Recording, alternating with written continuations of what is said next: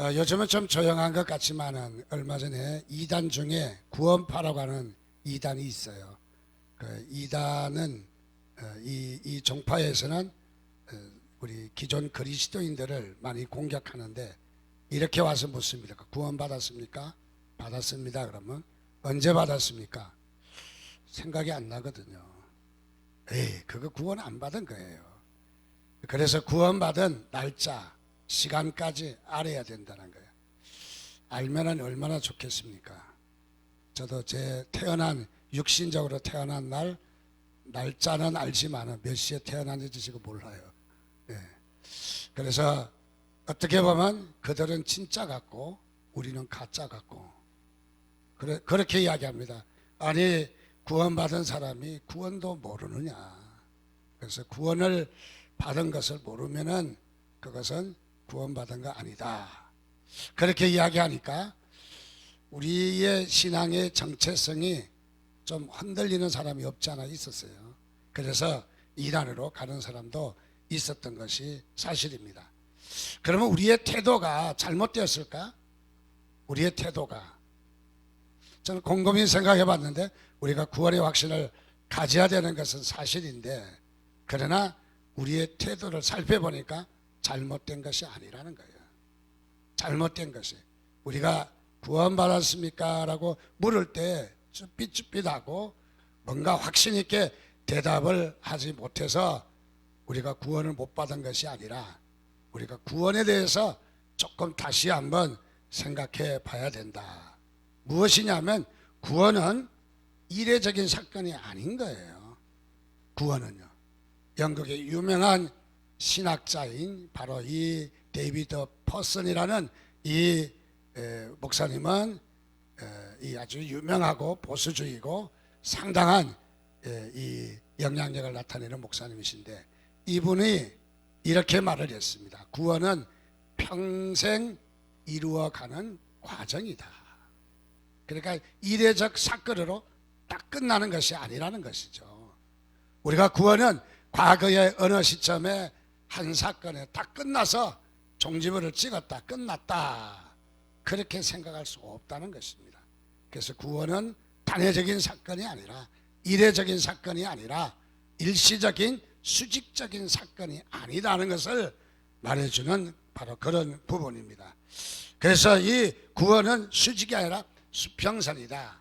우리의 일생을, 평생을 통해서 바로 이 흘러가는 과정이 바로 다 구원이다. 바로 그렇게 말하는 것이죠. 그래서 이 구원은 평생을 통해 이루어가는 여정이고, 그리고 우리가 천국 가는 일평생의 바로 이 여행길이다 하는 것을 우리가 다시 한번 느낄 수 있습니다.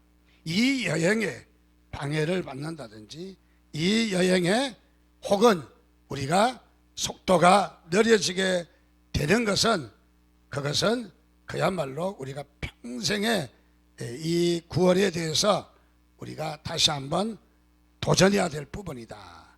결론적으로 구원이 중도에 하차할 수 있을까? 그럴 수 있다라는 거예요. 우리의 구원이 도중에 하차할 수 있을까? 우리가 구원이 못 받을 수도 있을까? 성경은 네라고 대답. 또 이 목사님은 그렇게 네라고 대답을 합니다. 이 데이비드 퍼슨 목사님의 이 설명이 계속되는 가운데 마태복음 25장이 나옵니다. 25장에 보면 비유가 세 가지가 나오는데, 첫째 비유는 바로 미련한 다섯 처녀와 지혜로운 다섯 처녀에 대한 등불 기름에 대한 준비입니다. 여기에 보니까 모두가 다 이 다섯 처녀는 기름을 넉넉하게 준비해서 신랑이 더디 와도 신랑을 맞이하는 이런 일이 있지만은, 미련한 다섯 처녀는 기름을 적게 준비해서 신랑이 더디 옴으로 말미암아 기름이 뚝 떨어져서 신랑을 맞이하지 못했다 하는 것을 이야기합니다. 그리고 여기에 기름을 적게 준비한 미련한 처녀들은 바깥 어두운 곳에 바로 거하게 된다. 바깥 어두운 곳은 쉽게 이야기하면 지옥을 말하는 것이죠. 이런 곳에 처하게 된다. 또 다름이 아니라 슬피 울며 이를 갈미 있으리라 하는 말이 있는데, 그것은 다름이 아니라 역시 이것도 지옥을 표현하는 바로 그런 단어입니다. 자기 여기에 미련한 5 처녀는 왜 이렇게 슬피 울고 바깥 어두운 세계에 쫓겨나게 되었는가? 사실 따지고 보면 그들도 등불도 있었고 또 기름도 있었습니다. 등불도 없고 기름도 없었다면은 당연히 이 슬피 울며 이를 가는 대로 쫓겨나야 마땅한데, 여기 성경에 보면 이들에게 바로 등불도 있었고 기름도 있었다는 것입니다. 단지 있기는 있는데 충분하지 않았다는 것이죠. 즉 다시 말하면 누구를 말하느냐, 여기에 미련한 처녀는 5 처녀는 누구를 말하느냐, 신자들을 이야기하는 비유라는 거예요. 불신자에 대한 비유가 아니라 신자에 대한 비유인 것이죠. 그래서 신자에 대해서 이야기를 하고 있는 비유이다. 두 번째는 달란트의 비유가 나오는데, 주인이 재반 사물을 청지기들에 맡기고 그리고 이 먼 타국에 갔다가 다시 돌아와서 이 청지기들을 정산하는 문제가 있습니다. 5달란트와 2달란트와 1달란트를 각각 맡기고 떠나게 되었다가 돌아와서 이제 정산을 하게 됩니다. 5달란트와 2달란트 받았던 자는 착하고 충성된 종아, 내가 적은 일에 충성하였음에 많은 것을 내게 맡기리다. 그래서 여기에 복된 자리에, 저 천국에 들어가게 되는데, 1달란트 받았던 자는 어떻게 됩니까? 이 주인이 돌아왔을 때에 그는 맡겨준 재반 업무를, 또 재반 사물을 아무것도 돌보지 아니했다는 거죠. 그래서 1달란트를 땅속에 묻어두었다가 주인이 오자 그냥 이 땅에서 끄집어내서 주인에게 그냥 주었어요. 또 성경은 계속해서 말하기를 그가 주인을 어떻게 알았냐면 악하고 게으른 주인인 그야말로 이 사기꾼 비슷한 주인으로 알았다는 것이죠. 자, 그래서 여기에 5달란트와 2달란트 받았던 자는 천국에 들어가지만은 1달란트 받았던 자는 그야말로 이 받은 것을 전혀 사용하지 않고 땅에 묻어두어서 전혀 사용하지 않은, 여기에 문제가 있는 것이죠. 오늘 우리도 하나님 앞에 받은 실력, 받은 은사, 받은 은혜, 여러분 열심히 헌신하시고 봉사하시고 열심히 주의 나라를 위해서 쓰임 받으시기를 주님의 이름으로 축원드립니다. 자, 그래서 여기에 이 1달란트 받았던 자도 불신자가 아닌 거죠. 안 받은 자가 아니잖아요. 받았으니까 역시 여기도 신자를 이야기한다. 그래서 신자를 두고, 우리 성도들을 두고 이야기하는 바로 그런 부분입니다. 세 번째 비유는 양과 염소에 대한 비유입니다. 양과 염소는 뭐 거의 흡사해서 구분이 잘 안 되어집니다. 그러나 양과 염소는 엄연히 속성이 다른 것을 봅니다. 양과 염소라고 하는 것은 무엇이냐면 구별하기가 쉽지 않다라는 거죠. 구별하기가. 그런데도 구별을 하겠다는 거죠. 구별을 하겠다. 자, 근데 여기에 양과 염소를 나누겠다는 것입니다. 양은 오른쪽에, 염소는 왼쪽에. 그래서 양은 하늘나라에 천국에 가지만은 염소는 천국에 갈 수 없는 존재로 이야기를 하고 있습니다. 무엇을 이야기합니까? 여기에도 역시 양은 신자를 이야기합니다. 그 염소는 무엇입니까? 염소도 역시 여기에 보니까 신자였지만은 그러나 하나님 앞에 쓰임을 받지 못한 이 염소를 이야기하고 있습니다. 그래서 염소는 역시 슬피 울며 이를 갈미 있으리라고 이야기를 합니다. 자, 우리가 여기에서 다시 한번 우리가 기억해야 될 것은 주인이 다시 오시는 그날 그냥 기다리지만 말고 준비를 하는 삶을 살아야 된다. 준비를 하는 삶. 우리가 오늘 이 말씀을 좀 요약해서 보면은 이렇게 우리가 이야기할 수 있습니다. 과거에 한때 내가 신앙 고백하고 신자가 되었지만은 지금은 바로 믿음 생활을 하지 않는 자들, 또 두 번째는 여러 가지 사정으로 마음으로는 믿지만은 그러나 여러 가지 사정으로 지금 믿음 생활을 하지 않고 쉬고 있는 자들, 또 세 번째는 교회는 다니기는 하지만은 형식과 습관으로 다니는 사람들. 우리가 이 비유를 통해서 이 세 분류의 성도들을 분류할 수 있는 거죠. 즉 이런 성도들, 즉 신앙 고백은 했지만은 지금은 믿음 생활을 하지 않거나, 또 들어가서 여러 가지 마음으로는 믿지만은 또 형편과 사정상 쉬고 있는 자들, 또 교회는 다니지만은 형식과 습관적으로만 교회에 다니고 내적으로 우리 하나님 앞에 신앙생활을 잘하지 않는 자들을 이야기하는 비유라는 거죠. 자, 이들은 한마디로 성경은 이야기합니다. 이들은 과감하게 탈락자라고 이야기를 하는 거죠. 뭐에 대해서? 하늘나라를 들어가는 자가 아니라 하늘나라에 대해서 탈락하는 자들을 이야기를 하는 것입니다. 자, 그래서 마태복음 25장은 세 가지 비유를 통해서 믿음 생활을 하는 사람도 이 하나님의 나라에서 떨어질 수가 있다는 거죠. 천국에 못 갈 수도 있다 하는 극단적인 말씀을 우리가 하고 있는 것을 발견하게 됩니다. 마태복음 22장에 보면은 잔치, 혼인잔치의 비유가 나옵니다. 혼은 아들이 장가를 가는데 혼인잔치를 열었습니다. 그래서 이 왕이 많은 사람을 초대했습니다. 초대했더니 사람들이 나는 소도 사고 밭도 사고 일이 있고 사업이 있고 바빠서 못 오겠다는 거예요. 그래서 잔치가 썰렁하게 된 거예요. 그래서 이 왕은 다시 명령하기를 종들에게 나가서 길가에 나가서 사람들을 다 데리고 오라. 다 데리고 오라. 사람들을 다 데리고 왔어요. 데리고 왔는데 문제는 예복을 입지 않은 거예요. 이때 당시에 결혼식에 걸맞는 예복이 있는데 그 예복을 입어서 결혼식의 품위를 높여주고, 그리고 이 결혼식에 정당하게 초대된 분으로 대화할 수 있는, 그래서 예복을 입을 것을 권했습니다. 자, 그런데 여기에 길가에서 아무나 온 사람들이 예복을 준비하지 않아서 결혼식이 진행할 수가 없는 것입니다. 그래서 예복을 입고 오라는 겁니다. 예복을. 그래서 집에 가까운 사람은 여차여차해서 예복을 갖다 입기도 했고, 또 대략 이때 당시의 풍습은 주인들이 예복을 미리 좀 예비로 준비해 두는 경우가 있었어요. 그래서 준비한 예복을 꺼내서 입도록 이야기를 했지만은 여기 많은 사람들이 예복을 입지 않았다. 예복을 거절했다.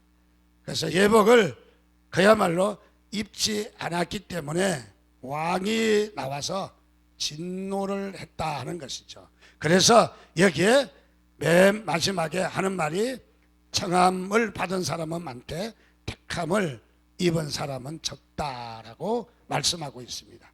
무엇을 이야기합니까? 잔치집에 오기는 했지만은 다 잔치를 같이 할 수가 없다는 것입니다. 즉 그것은 무엇을 말하느냐? 이탈되고 탈락되는 사람이 있다는 것을 이야기합니다. 자, 그래서 오늘 이 박사님의 이야기대로 우리가 구원이 중도에 이렇게 떨어질 수 있을까? 구원을 못 받을 수 있을까? 믿음 생활 하다가 성경은 한마디로 여기서 그럴 수가 있다는 거죠. 구원을 못 받을 수도 있다는 것입니다. 중도에 탈락하는 사람이 있다는 것을 말해주는 바로 그런 부분입니다. 그래서 이 모든 비유에서 가장 중요한 것은 믿는 신자들에 관한 비유지 불신자에 대한 비유가 아니라는 거죠. 믿지 아니하는 사람들을 위한 비유가 아니라 신자들, 이미 믿고 있는 신자들, 그리스도인들에게 다시 한번 말씀해 주는 그런 비유이기 때문에 우리들도 믿음 생활 잘하지 아니하면 구원을 못 받을 수 있다 하는 것을 이야기해주고 있습니다. 자, 그러면 우리가 이렇게 생각할 수 있잖아요. 한번 구원은 영원한 구원인데 그러면 그 말씀은 어떻게 되느냐? 자, 그것은 다름이 아니라 우리 하나님께서, 하나님의 속성은 한번 구원하시기로 한 것은 절대 번복하지 아니하십니다. 절대로 번복하지 않으셔요. 자, 그러면 구원은 뭐냐? 아직 우리가 시작은 되었지만은 우리의 구원이 완성은 되지 않은 겁니다.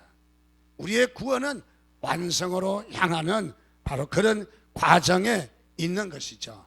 그래서 우리의 구원은 완성이 아니라 지금 진행 중에 있다 하는 것을 다시 한번 우리가 느낄 수 있는 바로 그런 부분입니다. 자, 그래서 우리는 구원에 대해서 성경에는 이 시제가 시간적 차이가 세 가지로 표현하고 있습니다. 첫째는 과거적인 이야기로 나는 구원받았다 라고 말하고 있습니다. 또 우리가 이렇게 표현합니다. 나는 구원을 받고 있는 중이다. 그래서 하나님 나라가 건설에 비유해서 하나님 나라가 시작을 했는데 성숙해 가야 된다. 성경에는 성숙을 많이 이야기해요. 그래서 우리 믿음의 성숙, 우리가 믿음에서 성숙하기 위해서 우리가 시련도 있다 하는 것도 많이 성경에는 이야기를 합니다. 즉 다시 말하면 구원이 이루어지는 과정 중에 있다 하는 말을 하고 있어요. 또 세 번째는 미래적인 얘기로 우리의 구원이 앞으로 받을 것이다. 아직은 받지 않았다는 거죠. 미래적인 이야기로 표현을 해주고 있습니다. 즉 다시 말하면 구원이란 그럼 무엇일까? 구원이란 단순히 우리가 죄에서 건짐을 받았다, 이것만 우리가 이야기하지 않는다는 것을 먼저 염두에 둬야 됩니다. 구원이란 하나님과의 우리의 관계가 회복되는 것을 말해주고 있습니다. 자, 하나님과 회복하지 않는 죄 용서는 아무 소용없는 것이죠. 자, 그래서 하나님과 우리와의 관계가 회복되어지는 것을 말합니다. 그래서 관계 회복이라는 바로 이런 면을 우리가 구원에서 잘 우리는 기억해야 됩니다. 그래서 우리는 전적으로 타락해버린 하나님과 우리의 관계가 단절된 상태에서 우리는 하나님께서 다시 관계를 회복시켜 주시는 것이 바로 구원이라는 것이죠. 자, 그러면 여기에 우리가 구원받았다는 이 세 가지 시제를 가만히 우리가 분석해 보면 먼저 우리가 구원이라고 하는 단어는 9가지 요소가 들어가 있어요. 물론 신학자들마다 조금 주장은 다르지만은 대체적으로 구원이다 하는 말은 9가지 요소가 들어가 있어요. 만약에 8가지 요소였다면 8원이라고 하지 않았을까? 전적인 제 생각입니다. 자, 그래서 우리가 구원이라고 하는 것은 첫째로 우리 하나님이 우리를 택하셨다. 또 구원이라고 하는 것은 하나님이 우리를 부르셨다. 하나님이 우리를 부르시는 데는 2가지 요소가 있죠. 외적 부르심과 내적 부르심이 있다. 외적 부르심은 복음이 전파되고 교회하라고 건면을 받는다든지 이런 것은 외적 부르심이죠. 내적 부르심은 우리의 마음의 동기와 감동과 감화가 일어나며 신앙에 우리가 반응할 수 있는 것은 내적 부르심이죠. 자, 이런 부르심이 있다. 그 다음에 우리가 회개해야 된다. 하나님을 그동안 믿지 못했던 것을 회개해야 된다. 또 더 나아가서 우리가 믿음, 그러고 나서 우리가 믿음이 신앙이 있느냐, 또 믿음으로 말미암아 우리가 양자가 되었다. 하나님의 자녀가 되었다. 그 다음에 우리가 어렵다고 우리를 칭하셨다. 하나님이 칭의, 어렵다고 칭하셨다. 그 다음에 우리가 성화, 점점 변해가는 것. 어제보다는 오늘보다는 내일 우리의 삶이 변하고 우리의 성품이 변하고 우리의 태도가 변하고 변해가는 과정, 성화. 그 다음에 우리가 견인이라고 하는 것, 성도의 견인. 이것은 어려움을 참고 견디는 견인이라는 단계가 있고, 마지막에 영화는 완전한 영화의 세계에 들어가는 구원이 완성되는 것을 이야기합니다. 자, 그러니까 구원이라는 말은 믿음이라는 말하는 것도 아니고, 양자를 말하는 것도 아니고, 칭의를 말하는 것도 아니고, 구원이란 이 9가지를 통틀어서 구원이다 하는 말이죠. 그러니까 우리가 대체적으로 우리가 믿음을 제대로 가졌다면 지금 우리가 구원의 단계 어디에 와 있냐면 성화의 단계에 와 있어요. 변해가는 단계. 우리가 변해가는 단계에 또 성숙해가는 단계에 와 있다 하는 것을 우리가 다시 한번 기억할 수 있는데, 자, 우리가 구원을 받았다라는 말은 칭의적인 입장에서 말하는 거예요. 의롭게 칭한다, 우리를 의롭다 하신다. 사실 우리가 아직은 의로운 것은 아니잖아요. 아직도 우리가 예수 믿어도 죄의 요소가 있고 죄를 짓기도 하고 부족하기도 하잖아요.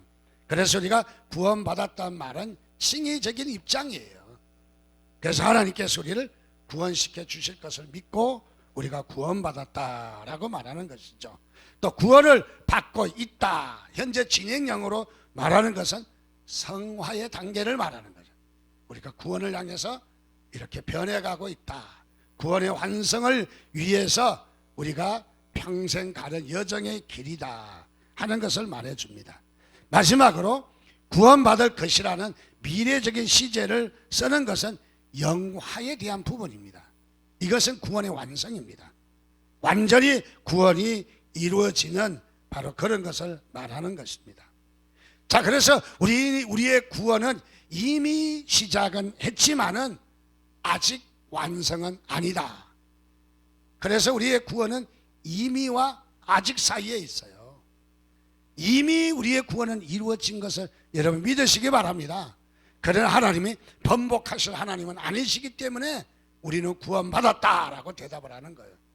구원받았다. 그러나 우리가 구체적으로 들어가면 아직은 완성이 안 된 거예요. 그래서 어떻습니까? 우리가 죄의 요소도 있고 넘어지기도 하고 쓰러지기도 하고. 그럼 우리가 넘어져서 쓰러져서 구원을 못 받느냐? 그것은 아니라는 거죠. 그러면 우리가 여기에서 바로 이 구원의 속성 세 가지 시제를 보면서 하나님은 우리에게 그렇게 말씀하시는 거예요. 그것은 다름이 아니라 이미 우리가 구원은 받았지만은 받은 구원을 그대로 팽개치고 내버려 두지 말라라는 거예요. 받은 구원을 일평생을 향해서 이 구원이 이루어지고 완성돼 가는 과정이라는 거예요. 그래서 지금 우리가 구원이 이루어지는 단계, 우리가 과정이지 우리가 끝난 것은 아니라는 거죠. 예를 들어서 우리가 구원을 팽개치고 보따리 싸놓고 마치 우리가 학교 졸업한 졸업장처럼 저 앨범에다 끼워놓고 아무것도 우리가 관여하지 않는다면은 우리의 구원이 취소될 수도 있다는 것이죠. 하나님은 취소되기를 원치 아니하셔요. 우리를 어떻게 하시든지 우리를 회개시키셔서 아니면 때려서라도 구원의 자리로 이끌고 오시지만은 하나님이 우리를 이끌어내시지 아니하면 우리가 구원받을 수 없는 자리에 갈 수도 있다는 거죠. 그래서 우리의 이 구원을 우리는 그냥 방치하지 말라라는 거죠. 많은 사람이 믿음 생활을 하면서 이 믿음에서 온전하게 주님 앞에 도전하지 않는다는 거죠. 믿음으로 도전하지 않는다는 거예요. 우리 구원의 부분을 방치하고 있다는 것이죠. 그래서 우리가 구원에 방해가 되는 요소가 있다면 우리가 힘써 싸워야 하는 것입니다. 그래서 우리 그리스도인의 삶은 어떤 삶이냐? 우리는 사투하는 삶이다. 우리는 싸워야 됩니다. 우리는 이 땅에 전쟁하러 온 것이죠. 우리는 방심하고 내버려 두는 그런 것이 아니라, 포기하는 그런 삶이 아니라 우리는 이 땅에서 영적인 전투를 해야 됩니다. 그래서 혈과 육이 아니라 우리가 싸울 부분은 바로 이 땅에 바로 악한 영들과 싸워야 되는, 왜냐하면 악한 영은 우리를 구원받지 못하게 하기 때문에. 그래서 우리는 이 구원을 이루려면은 우리가 싸움을 해야 되는 거죠. 우리가 싸움꾼은 아니지만은 우리가 싸움을 해야 되는 거죠. 다시 말하면 도전을 해야 되는 거죠. 도전을. 우리가 어떤 일이든지, 어떤 우리의 사건이든지, 어떤 환경이든지, 어떤 우리의 닥쳐진 어떤 그 어려움이든지 그것을 가지고 그냥 두지 말라는 거예요. 우리에게 어려움이 닥칠 수가 있다 없다? 있어요. 우리에게 사고가 있다 없다? 있어요. 그런데 그 어려움이 닥치면 어떤 사람은 팽개치버린다는 거죠. 팽개쳐버려요. 에라 모르겠다. 내가 교회 안 나가지. 교회 나가고 어려움 생겼어. 그래서 팽개치해 버릴 수 있다는 거죠. 성경은 그렇게 말하고 있지 않아요. 그때 싸우라는 거예요. 다시 한번 일어나려고 하는 뭔가 몸부림침이 있어야 된다는 거죠. 몸부림침이. 자, 우리에게 몸부림이 있느냐는 것이죠. 몸부림이. 정말 우리는 이 땅에 하나님께서 우리에게 구원을 이루라 라고 말씀하셨는데, 구원을 우리가 어떻게 이룰 수 있겠어요? 우리가 구원을 어떻게 완성할 수 있겠어요? 그러나 하나님은 구원의 자리로 도전하라는 겁니다. 우리가 구원의 자리로, 우리가 무슨 일이 있으면 나가 떨어지지 말고, 무슨 일이 있으면 시험 들고 삐지고 또 우리가 낙심하고 좌절하면 에라 모르겠다 하고 하지 말라라는 거예요. 어떻게? 더 구원의 자리에 도전하라는 거예요. 도전하라는 거예요. 우리가 병에 걸리면 병 낫기를 위해서 조금만 도움이 돼도 그 약을, 그 환경을, 그 여건을 마련하면서 일어서려고 하잖아요. 일어서려고.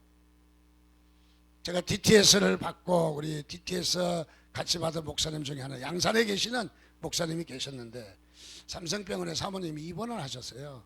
그래서 힘내고 용기를 내라고 면회를 갔는데, 그때 당시에 피부암에 걸렸어요. 피부암. 근데 피부암은 그때 고칠 수 없다, 그런 이제 이야기가 있었거든요. 근데 이 사모님은 약을 전혀 안 먹어요. 주사를 전혀 안 맞아요. 그리고 조금 이따 가시죠. 가셨어요. 그렇게. 왜 그러냐는 게, 어차피 낫지 못할 거 돈 들이지 말라는 거예요. 돈도 없는데 남편에게 돈 들이지 말라는 거. 어차피 자기는 가니까 고생시키지 말고 그냥 가게 해달라는 거예요. 아, 지독한 사모님 봤어? 어떻게 그럴 수가 있을까? 고치든 못 고치든 도전해서 병에서 나으려고 하는 몸부림을 치지 않고 포기해버리니까 무엇을 쓴다 할지라도 다 나을 수가 없는 것이죠. 우리의 믿음이 마찬가지는 거예요. 하나님은 우리에게 구원을 이루기 위해서 평생을 가야가는 9가지 단계인데, 이 구원에 대해서 우리가 도전하라는 거예요. 도전. 근데 우리가 종종 보면은 이런 싸움을 싸우지 않고 있어요. 성경에 보면 바로 여기에 이 철로 역정에 싸움을 하는 모습이 납니다. 한 기독도가 천성을 향해서 가는데 온갖 시험과 세상의 물질과 의심과 여러 가지 방해꾼들이 많이 있어요. 그 기독교가 다 싸움을 하고 마지막 천성문을 열고 이제 천국에 들어가는 것이 철로 역정, 천국 가는 과정이잖아요. 천국 가는 과정이에요.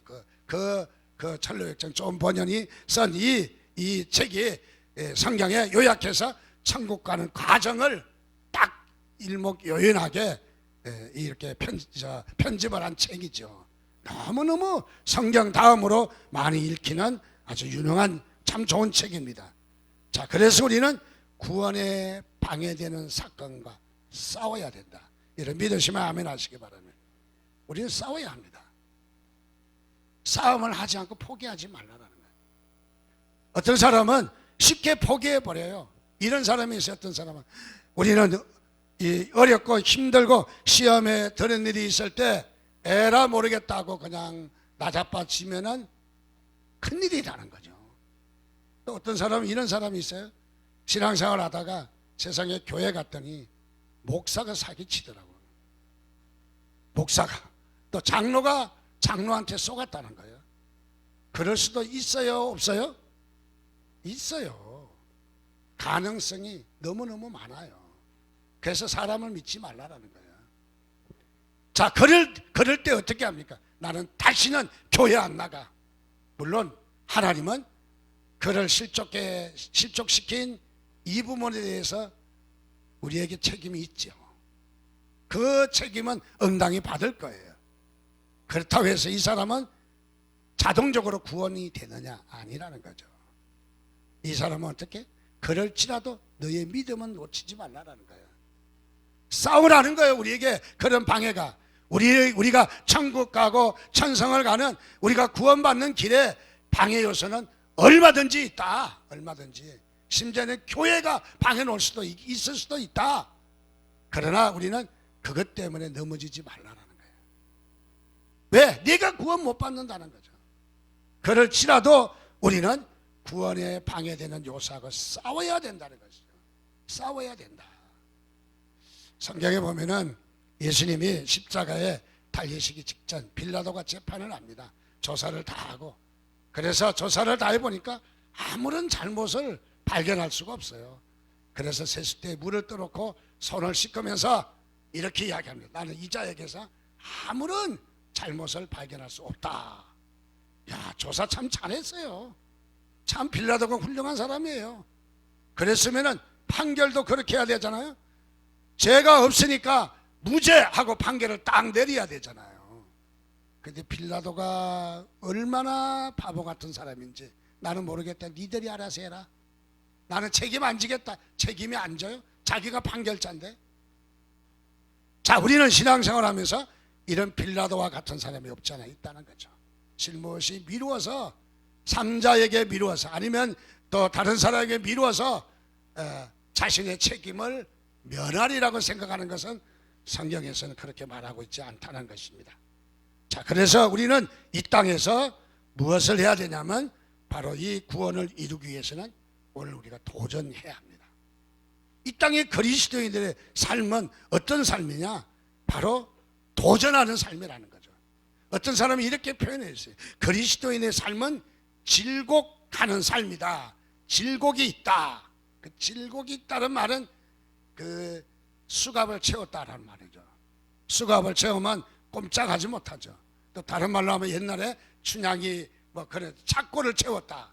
자유함이 없이 딱 묶여 있다는 거죠. 우리 그리스도인들은 어디에 묶여 있다? 이 구원의 여정 가운데 묶여 있는 것을 믿으시기 바랍니다. 그래서 구원의 여정에 우리가 떠나서는 안 된다는 거죠. 그래서 많은 사람이 신앙생활 하다가 어려움이 닥치면은 도전하지 않고 도망가지 말라는 거죠. 또 퍼져서 누워서 시험 들지 말라는 거죠. 그때에 적어도 우리는 마치 어린아이가 그 엄마 품에 매를 맞아도 울면서 엄마에게 들어가잖아요. 엄마 하면서 아니 맞고 있는데 왜 거기로 와요? 그래도 엄마 품에 들어가는 거예요. 근데 자식이 아닌 사람은 때리면 도망가는 거예요. 근데 친자식은 때려도 엄마의 품으로 간다. 오늘 우리는 어떻습니까? 우리가 고난을 당하고 어려움을 당하고 환난을 당하고 우리가 여러 가지 때에 따라서 이런 많은 아픔이 있을지라도 그 아픔은 우리의 성숙을 위해서 있다. 물론 사탄이 주는 시험도 있지만은 우리에게 성숙을 위한 아픔이 있을 수 있다. 그러므로 우리가 아픔에 대해서 하나님께 더 도전하는 기회가 돼야 돼요. 시험이 들면 더 하나님께 나가시기 바랍니다. 문제가 있으면 더 하나님께 나가시기 바랍니다. 남이 우리에게 어려움을 주고 또 이 걸리적거리는 사람이 있으면 싸우지 말고 하나님께 더 나가는 기회가 되시기 바랍니다. 미련한 사람도 나가 떨어진다. 나가 떨어져. 이거 죽겠네. 뭐 죽는 게 당연하지 뭐. 우리가 그럴 때가 아니라는 거죠. 하나님은 우리에게 말씀하시기를 우리는 이 땅에서 성도의 삶은 어쩌면 다른 사람보다 겹으로 어려워요. 왜냐하면 고난과 또 이런 우리에게 환난이 있기 때문에 이것을 이겨내야 되는 어려움도 있고, 또 하나는 우리에게 천국을 우리에게 주시는 바로 그 소망, 영화로운 일에 대한 소망이 우리에게 있어요. 이 두 가지가 우리 안에 존재하고 있는 거예요. 자, 그래서 우리는 이 소망을, 이 영화로운 것을 소망하면서 어려움도 참아내시기를 바랍니다. 어려움 이겨내시기를 바랍니다. 저는 이렇게 교회에서 보면 참 저분이 믿음 생활 잘하는 분인데 어려움을 닥치니까 나가서 뚝 떨어지는 모습 보고 참 안타깝다. 그럴지라도 목사님 힘내게 기도해 주세요. 이기도록 기도해 주세요. 그래야 되지 않겠어요? 나가서 뻥 떨어지는 사람은 참 어이없다. 자, 그래서 오늘 우리는 이 땅에서 구원의 시제는 이미 우리가 받은 구원을 팽개치지 말고 무관심하게 두지 말고 이 등불을 준비한 사람 같이 우리가 이 받은 구원을 잘 가꾸어서 잘 건설시켜서 하나님 나라를 이루는 완성을 짓는 우리에게 책임이 있다는 것입니다. 그래서 우리에게 주신 구원을 하나님이 우리에게 선물로 주신 구원을 잘 받아서 잘 갖고 와서 완성시키는데 여러분 도전하시기를 주님의 이름으로 축원드립니다. 그게 우리의 영적 삶이에요. 우리의 영적 전쟁이에요. 그게요. 그렇게 할 때만이 구원이 나에게 완성되는 줄 믿으시면 아멘 하시기를 주님의 이름으로 축원드립니다. 같이 기도하겠습니다. 하나님 앞에 같이 기도할 것은 다름 아니라 하나님 그렇습니다. 우리에게 구원의 큰 선물을 주셨는데 우리는 이 선물 관심도 없고 또 이 선물을 우리가 도전하지도 않고 그야말로 어렵다고 힘들다고 우리는 팽개치고 울고 있다면 하나님 우리는 어리석은 사람입니다. 하나님이 저희들 축복해 주셔서 우리에게 주신 구원을 잘 완성되도록 하나님의 저희들 어떤 고난도 어떤 시련도 이기게 해달라고 우리 주님 앞에 주여 한번 부르짖고 같이 기도하겠습니다. 주여